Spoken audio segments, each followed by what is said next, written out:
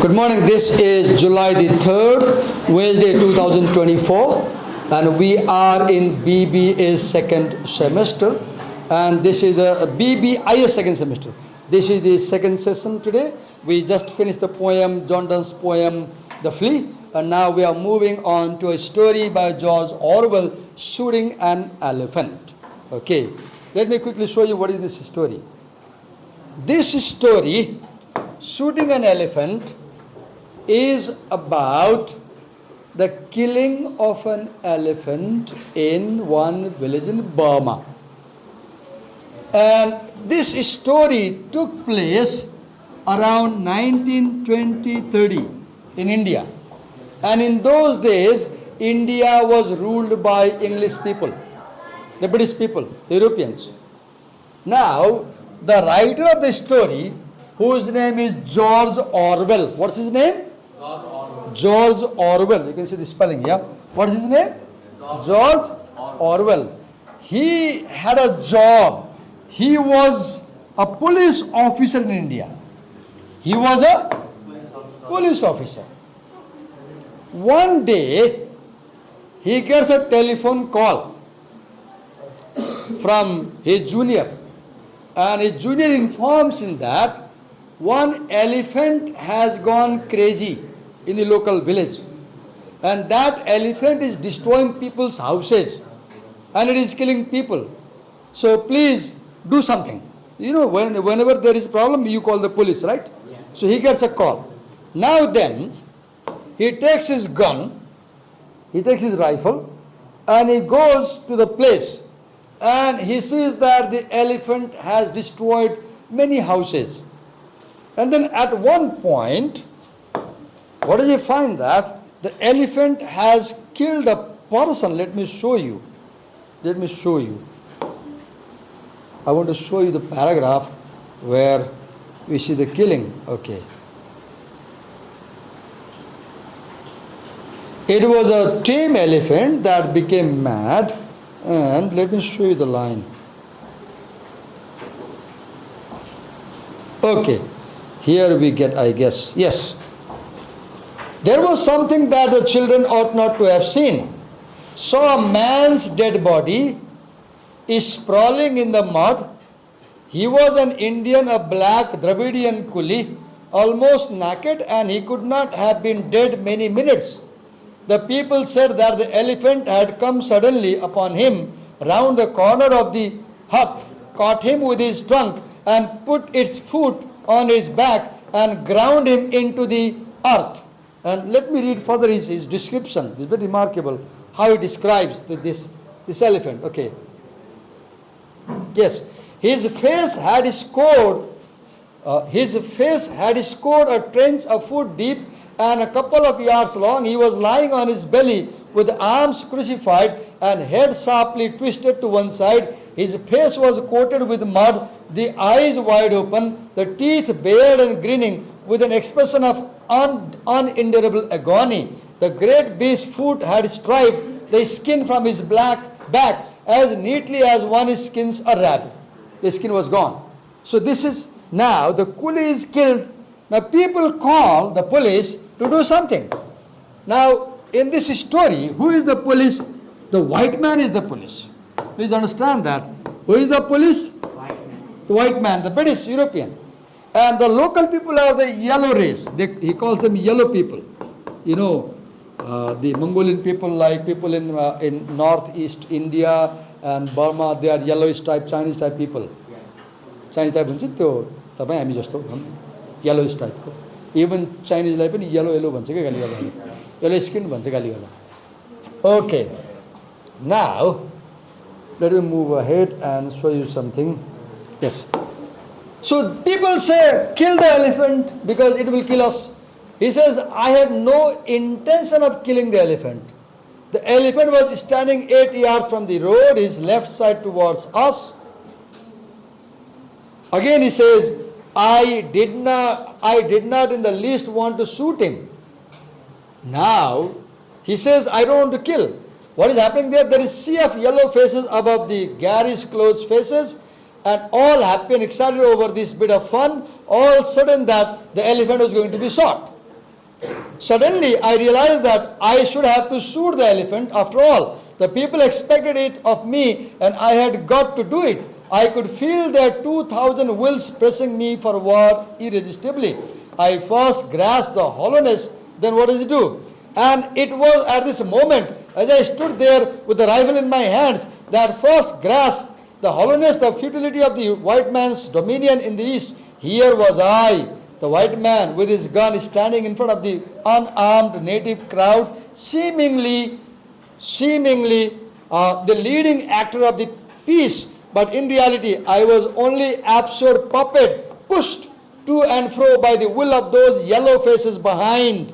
Then he says, when the white man turns tyrant, it is his own freedom that he destroys. He becomes a sort of hollow, posing dummy, the conventionalized figure of Sahib.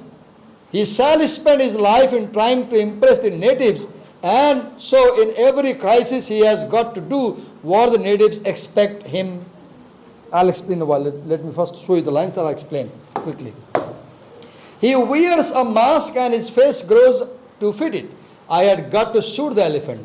A Sahib has got to act like a Sahib. He has got to appear resolute, to know his own mind, do definite things. Every white man's life in the East was one long struggle, not to be laughed at. But I did not want to shoot the elephant. So time and again he says, I did not want to kill the elephant, but the problem was, all the local people thought Englishmen are brave. They can kill lion, they can kill elephant, they are godlike, they can solve any problem. So 10,000 people were there shouting, Maro, Sahab, Maro, Maro, Goli mar do, Sahab, Goli mar do, is hathi ko mar do. 10,000 people were crying. And if he did not kill, then they will say, oh, Sahab to namard hai, Sahab darpok hai, Sahab to darta hai, ye kya maar sakta hai. And he did not want to be laughed at. So, to avoid being mocked, what does he do? He kills. And how does he kill? Look here. Look, how does he kill? Okay, I'll show the line where he kills the elephant. Here we are. When I pulled the trigger, I did not hear the bang or feel the thick kick one never does when a shot goes home. But I heard the devilish roar of glee that went up from the crowd. Ah, they cried, they shouted, killing of the elephant. In that instant, in too short a time, one would have thought, even for the bullet to get there, a mysterious, terrible change had come over the elephant. He neither stirred nor fell, but every line of his body had altered. He looked suddenly stricken. Now the elephant is shot. Stricken, shrunken, immensely old, as though the frightful impact of the bullet had paralyzed him without knocking him down. At last, after what seemed a long time, it might have been 5 seconds, I dare say, he sagged flabbily to his knees. His mouth slobbered. An enormous senility seemed to have settled upon him. One could have imagined him imagine him thousands of years old. I fired again into the same spot, the ears. At the second shot, he did not collapse but climbed with desperate slowness to his feet and stood weakly upright with legs swagging and head drooping. I fired a third time. That was the shot that did for him. You could see the agony of it jolt his whole body and knock the last remnant of his strength from his legs. But in falling, he seemed for a moment to rise, for as his hind legs collapsed beneath him, he seemed to tower upward like a huge rock toppling, his trunk reaching skyward like a tree. He trumpeted for the first and last time, and then down he came, his belly toward me, with a crash that seemed to shake the ground even where I lay. Now see the last paragraph. The elephant was killed very, very cruelly. The elephant does not die, and what he does? He shoots 10, 12, 13 times. He shoots here, he shoots here, he shoots here, finally he shoots in the mouth. The elephant's mouth is open and he shoots inside the mouth. Even then the elephant does not die. Then what happens? Look here. Afterwards, of course, wait a minute, let me show the line, the cruelty. In the end, I could not stand it any longer and went out. The killer himself could not see the scene. It was so heinous. I heard later that it took half an hour to die. Burmans were bringing das and baskets even before I left, and I was told they had stripped his body almost to the bones by the afternoon. They took the meat home to eat. Within 1 hour, 2 hours, they took all the meat, only bones were left.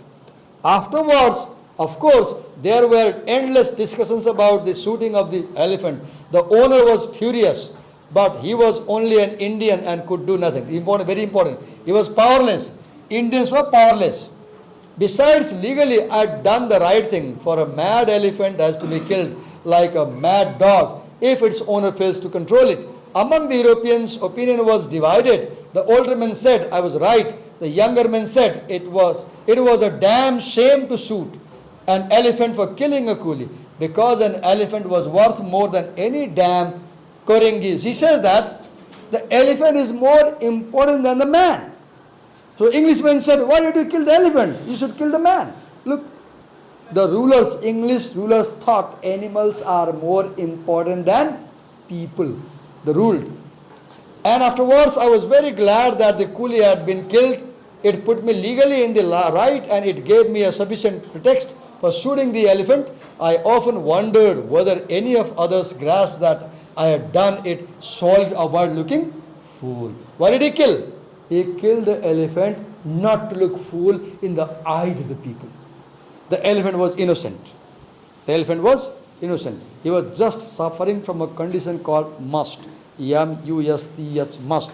Must is a physical problem. When there is hormonal imbalance, male elephants become very excited, and then they are so overexcited, they are crazy, they are violent. And when the hormonal problem is solved, elephants become normal. It's like period having. When women have period, there is hormonal change and tension, right? So males have something like that. And for some time they are crazy and they are not sick. But he was killed innocently. He was killed for nothing. We discussed this essay in the other class in a different way, and I'll encourage you, if you find time, please watch the video where yesterday we discussed the essay in section B. Not like this, we had a conversation.